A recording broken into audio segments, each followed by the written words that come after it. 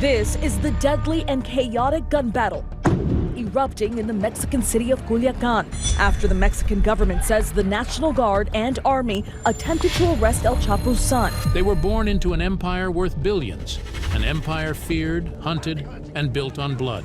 But the sons of El Chapo did not inherit power. They inherited a curse.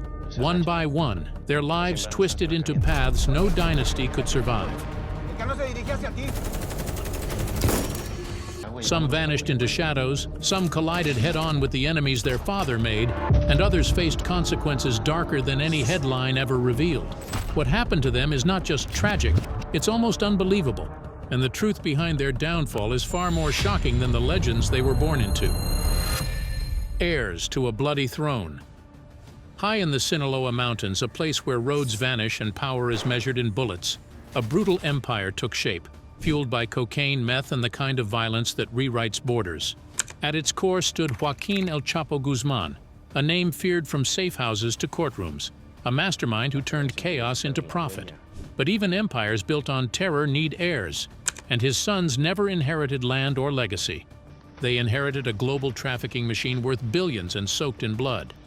For them, the question was never entry. That fate was sealed at birth. The real danger lay in surviving it, navigating cartel politics, rival predators, and relentless international forces, hoping to escape with their lives intact. Ivan Archivaldo Guzman Salazar. His life began with a truth he never chose. He was born into an empire where power was measured in blood, loyalty in fear, and survival in violence. From the moment Ivan was born on August 15, 1983 in Culiacan, the weight of his father's world settled onto his shoulders. As the son of El Chapo and Alejandrina Maria Salazar Hernandez, he didn't inherit comfort or legitimacy. He inherited a war. While other children played in schoolyards, Ivan grew up in a home shaped by disappearances, El Chapo's constant arrests, escapes, and stretches underground. The world's most wanted drug kingpin has been arrested after years on the run. The cartel's machinery surrounded him. Its rules became his childhood lessons. Violence wasn't shocking, it was routine. Loyalty wasn't earned, it was demanded. And education came not from teachers, but from watching drug routes being planned, shipments being moved, and enemies being silenced. By his 20s, Ivan knew exactly how to move multi-ton loads of cocaine and methamphetamine from South America through Mexico and into the United States. He wasn't a shadow riding on his father's name. He was learning how to run the machine himself. So when El Chapo was captured in 2014 and extradited in 2017, the vacuum he left didn't stay empty for long. Ivan and his brothers stepped into it. They reorganized, consolidated, and fortified. The faction the world would come to know as Los Chapitos emerged, and Ivan placed himself near its center. Under this new order, the cartel evolved. Fentanyl became the new gold, a drug far more profitable and far more dangerous than anything their father built his empire on. Ivan's fingerprints were everywhere. Clandestine labs scattered through Sinaloa, deals with Chinese chemical suppliers, and the logistics networks that smuggled synthetic opioids into the United States. People feared his name not because of who his father was, but because of what he did. I don't want to fight you. You should have thought of that before you stole my people in Culiacan. You can't change the way we do business in the organization without running it by me. Enforcers under his command protected routes, wiped out rivals, and delivered messages with brutality. Reports of victims boiled alive in diesel and executions carried out without hesitation became part of his reputation.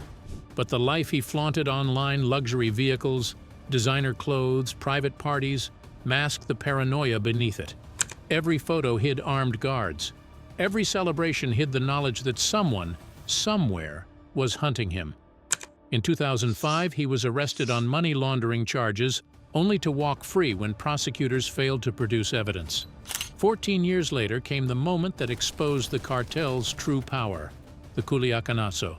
When Mexican forces tried to detain him in 2019, cartel gunmen flooded the city, shut down streets, burned vehicles, and forced the government to release him. The battle in Mexico over an attempt to arrest the son of the notorious drug lord El Chapo, turning the streets into a war zone. It was a humiliation for the state and a victory for Ivan. one that made global headlines. But power never guarantees safety. Since 2023, Ivan has been in hiding, moving through Mexico with caution, avoiding the fate that has claimed so many before him. The United States has indicted him on charges ranging from drug trafficking to weapons violations. And the $10 million bounty on his head is a reminder that his story, no matter how loud or brutal, is closing in on the same two endings: imprisonment or death. Because in the world he inherited, no one escapes forever. Jesus Alfredo Guzman Salazar. He wasn't the reluctant heir. He was the one who embraced the life, its power, its danger, its blood.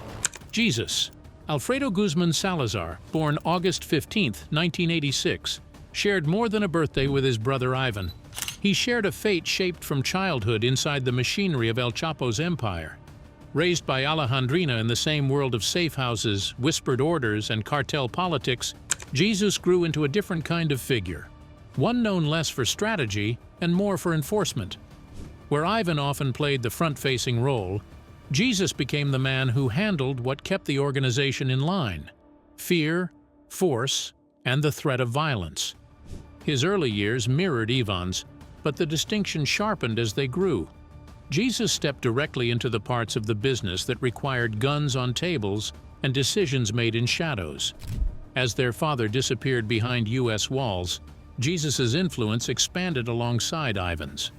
Together they guided Los Chapitos through global trafficking operations worth billions, and Jesus took charge of areas tied to fentanyl production and distribution, operations that helped fuel the United States opioid crisis.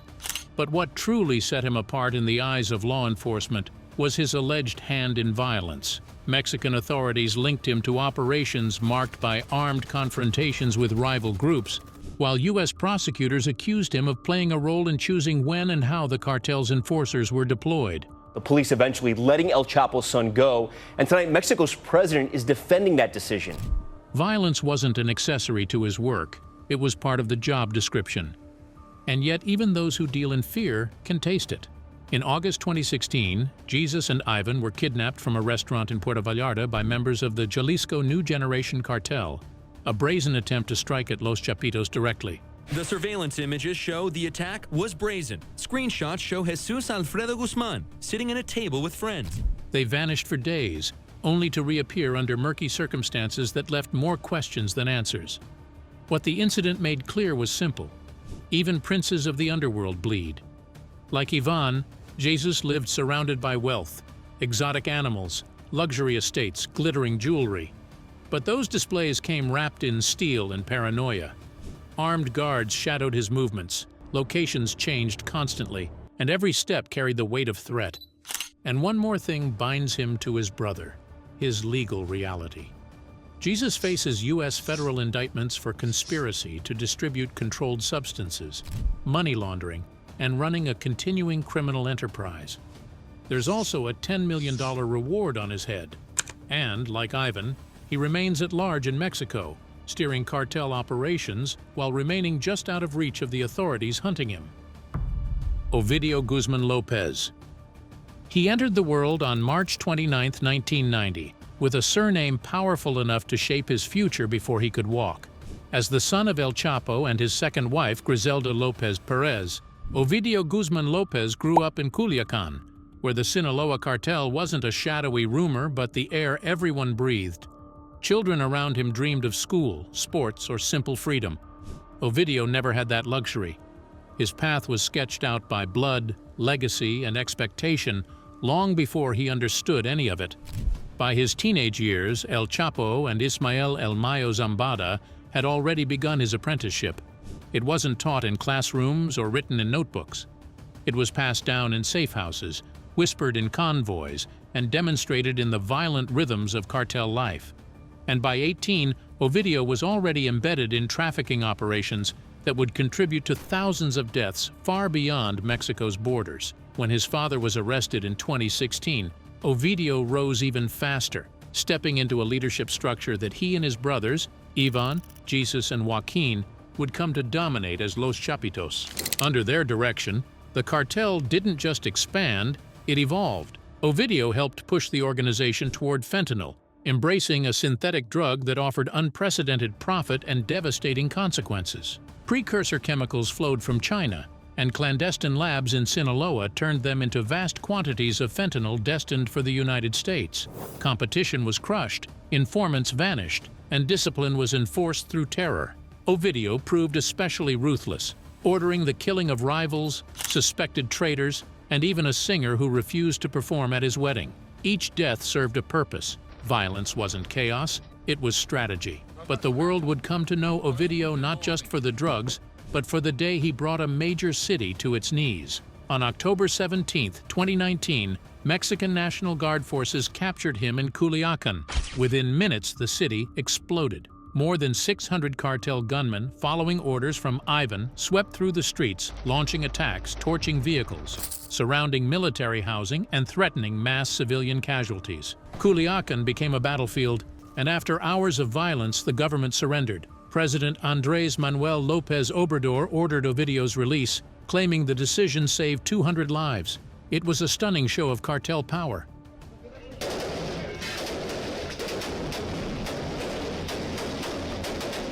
Proof that Ovidio commanded enough loyalty and firepower to force a nation to retreat, but the reprieve didn't last. At dawn on January 5, 2023, Mexican forces launched a second operation, Operation Mongoose Azteca, in the Jesus Maria district. This time, Ovidio didn't escape. The raid left more than 24 people dead as cartel fighters again tried to free him, but he was flown to Mexico City under heavy guard. Extradition proceedings began immediately. On September 15, 2023, Ovidio was sent to the United States to face charges ranging from drug trafficking to running a criminal enterprise. After arriving in Chicago, he pleaded not guilty. But the ground shifted in July 2025 when Ovidio reversed course. He pleaded guilty to 4 major charges, abandoning his defense and opening the door to speculation about what information he might have provided prosecutors. The man who once held a city hostage now sat inside the U.S. federal system, awaiting a sentence that could lock him away for decades or for life. For Edgar Guzman Lopez, the future that was carved out for him at birth has led to a stark end. A prison cell, a guilty plea, and the knowledge that whatever sentence comes next will define the rest of his days. Joaquin Guzman Lopez. What does betrayal look like when it occurs within one of the world's most dangerous criminal organizations? The answer arrived on July 25, 2024, in the most unlikely way and from the most unlikely source. Known as El Güero Moreno, Joaquin Guzman Lopez was born on July 16, 1986. Like his brothers, Joaquin received his education in cartel operations directly from his father and the legendary Mayo Zambada. In July 2017, a grand jury indicted both Joaquin and Ovidio on charges of trafficking cocaine, methamphetamine, and marijuana, formally placing them in the crosshairs of American law enforcement. Court documents show one of the sons of drug kingpin El Chapo intends to plead guilty in his New York federal criminal case. The sealed indictment remained confidential for months before being unsealed in early 2019, part of a broader effort to dismantle the Chapitos' operations. Like his brother, Joaquin's role centered on the production and distribution of synthetic drugs, particularly fentanyl, which had become the cartel's most profitable product line. But the violence attributed to Los Chapitos mirrored the methods their father had employed during his reign. Joaquin's lifestyle, like his brothers, reflected both the wealth of their position and the constant security concerns that accompanied it. But it all changed in July 2024, after the arrest. The battle in Mexico over an attempt to arrest the son of the notorious drug lord El Chapo. Arrested by the U.S. authorities in El Paso, Texas, Joaquin and Ismael El Mayo Zambada were on an operation that initially appeared to be a stunning law enforcement success. Son of the notorious Sinaloa cartel boss El Chapo and cartel co-founder Ismael El Mayo Zambada are in U.S. custody. But the details that emerged told a far more complex story. Mexican authorities, citing U.S. sources, stated that Joaquin had surrendered to American authorities, suggesting voluntary cooperation rather than capture. More dramatically, Zambada's attorney claimed that Joaquin forcibly kidnapped his client, ambushing him with 6 men in military uniforms, binding his legs, placing a black bag over his head, and forcing him onto a plane bound for the United States. forcibly kidnapped my client. He was ambushed, thrown to the ground, and handcuffed by 6 men in military uniforms. In a handwritten letter, Zambada denied turning himself in or voluntarily going to the United States, but instead stated that he was kidnapped and brought to the States forcibly and against his will. But there were also suggestions that Joaquin decided to sweeten his own surrender deal by delivering Mayo Zambada to authorities, potentially helping his brother Ovidio, who faced life imprisonment in the United States. But what was the driving force behind Joaquin's surrender? On July 30, 2024, Joaquin pleaded not guilty to drug trafficking charges in federal court in Chicago, the same jurisdiction handling his brother's case. The court acknowledged the potential conflict of interest with attorney Jeffrey Lichtman representing both brothers.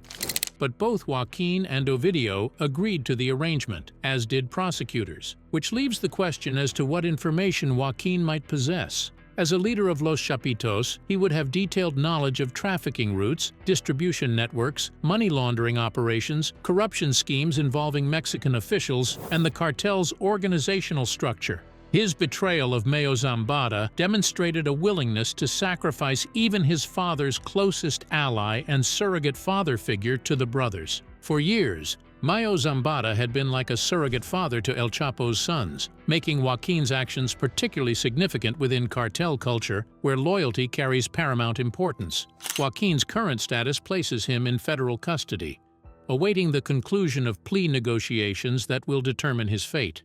Unlike his brother Ovidio, who has already pleaded guilty, Joaquin remains technically in the negotiation phase, though observers expect a similar outcome. The man who once helped lead a multi-billion-dollar criminal enterprise now faces the prospect of spending the remainder of his life in an American prison, his freedom contingent on the value prosecutors place on his cooperation and the secrets he reveals about the organization he betrayed. But before Ovidio and Joaquin faced American courtrooms, before their father earned life imprisonment in a supermax facility, before the Sinaloa cartel's synthetic drug empire reshaped American communities, another son walked a path that ended in blood and 500 bullets on a shopping center parking lot in Culiacan. His story serves as both a prologue and a warning to everything that followed. Edgar Guzman Lopez. Born to the third wife of El Chapo, Griselda Lopez Perez, Edgar Guzman Lopez came into privilege and peril. Growing up in Culiacan during the 1980s and 1990s, Edgar experienced childhood against the backdrop of his father's rise to power within the Sinaloa cartel. Unlike his younger half-brothers who came of age after El Chapo had achieved legendary status, Edgar witnessed the consolidation of power firsthand, observing the violence and strategy that transformed his father from a regional player to an international kingpin. Starting with a group of sicarios under his father's command, Edgar became involved in his father's criminal activities in the ranch of Jesus Maria. The operational methods Edgar employed mirrored those he learned from his father. He managed trafficking operations, oversaw sicarios, and participated in the strategic decisions that kept the Sinaloa cartel dominant during a period of intense intercartel warfare. Violence was not exceptional but routine, a business tool employed with the same calculation as ledgers and logistics. Then tragedy struck in 2008, a year that would prove catastrophic for the Guzman family and trigger a wave of violence that continues reverberating today. Once allied with the Sinaloa cartel, the Beltran-Leyva organization were increasingly at odds over territorial disputes, profit distribution, and personal grievances. And so on May 8, 2008, they struck at the heart of El Chapo.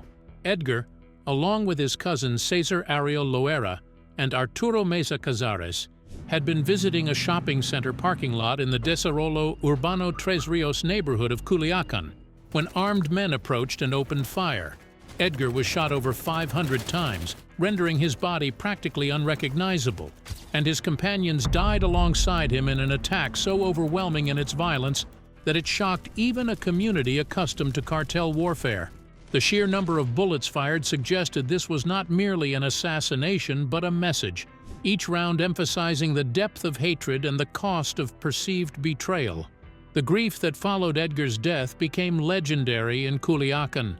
El Chapo ordered the purchase of every rose in the city for the funeral, leaving vendors unable to restock flowers for the Mother's Day celebration that occurred just 2 days later.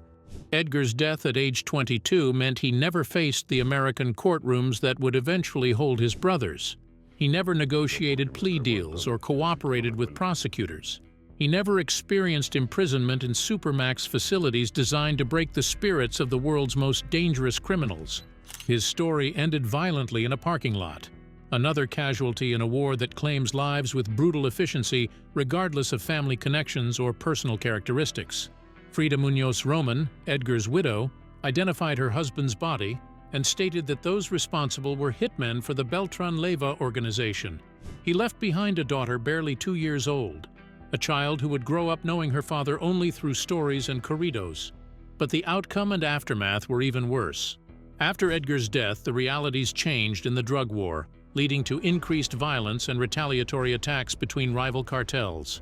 The Sinaloa cartel faced significant challenges navigating the power vacuum and emotional devastation left by Edgar's absence, with internal conflicts and rivalries intensifying. El Chapo's retaliation proved swift and merciless, triggering a wave of killings that transformed Culiacan into a war zone. The Beltran Leyva organization suffered devastating losses as the Sinaloa cartel systematically eliminated its leadership, a campaign of revenge that demonstrated the costs of targeting a kingpin's beloved son. Unlike Ovidio and Joaquin, whose fates remain uncertain as they navigate the American judicial system, Edgar's story concluded in 2008, representing the path not taken, the son who died before he could become the leader his father envisioned. A family torn by fate. Beyond Ovidio, Joaquin, and Edgar lies a sprawling family tree that branches across multiple marriages, mistresses, and continents, creating a dynasty where some children embrace their father's legacy while others attempt to distance themselves from it entirely. El Chapo's 4 sons are to law enforcement here in Washington. They still are not Chicago's most wanted drug fugitives. El Chapo is believed to have fathered between 12 and 15 children, though some sources suggest the number could reach as high as 26. A solid evidence of his multiple marriages and relationships throughout his criminal career. While the fugitive 2 brothers, Ivan and Jesus, maintain the family's criminal operations, other descendants have chosen distinctly different paths. Alejandrina Giselle Guzman Salazar, one of El Chapo's daughters, graduated from the University of Guadalajara with a medical degree in 2005 and works as a physician and businesswoman. She gained public attention when arrested at the United States border in 2012 while pregnant, attempting to enter with fraudulent documents so her child could be born with American citizenship. Following her father's imprisonment, Alejandrina launched a clothing and accessories line called El Chapo 701 in 2019, marketing products that celebrate her father's image as a friend of everyone and willing leader. Guzman's daughter, Alejandrina, was seen packing toiletries, hand sanitizers, food, and other essentials. A branding strategy trying to transform notoriety into a commercial opportunity while defending his legacy. But Alejandrina is not the only family member who makes an effort at a normal life in the United States. El Chapo's most recent wife and former beauty queen, Emma Coronel Aispuro, whom he married in 2007 when she was 18 years old, Well, the wife of Mexican drug lord El Chapo is now out of federal prison. Emma Coronel Aispuro gave birth to twin daughters named Emily Guadalupe and Maria Joaquina in 2011 while in California, granting them U.S. citizenship. Emma herself was arrested in February 2021 at Dulles International Airport on charges of conspiracy to distribute drugs, money laundering, and assisting in El Chapo's 2015 prison escape through bribery and coordination. Emma Coronel Aispuro was released yesterday after serving 2 years for drug trafficking and money laundering charges. She served a 3-year sentence and was released in September 2023, after which she emphasized her desire to leave drug trafficking behind and rebuild her life in the United States, defining herself as a model and businesswoman while attending social events. The twin daughters, now teenagers, remain largely shielded from public view, their futures unwritten but inevitably shaped by their father's legacy and their mother's incarceration. Other children include Rosa Isela Guzman Ortiz, El Chapo's oldest daughter, born from an affair with a schoolteacher in the 1970s, Kim Guzman Dolci, and Laisha Guzman from relationships with mistresses, and Rubencito, a son with Lucero Guadalupe Sanchez Lopez, one of El Chapo's lovers who later testified against him during his trial. Griselda Guadalupe Guzman Lopez, daughter of El Chapo and his third wife Griselda Lopez Perez, remains another relatively unknown figure within the family structure. Most of these children maintain low profiles, either uninterested in cartel operations or deliberately avoiding public attention that might attract law enforcement scrutiny or rival cartel violence. The family extends into a third generation, with Edgar's daughter Frida Guzman Munoz, born in 2005, emerging as an 18-year-old aspiring model, singer, and social media influencer who documents her luxury vacations and lifestyle across Instagram despite her grandfather's life imprisonment and her father's assassination. The divergent fates of El Chapo's descendants illustrate the impossible choices facing children born into cartel royalty.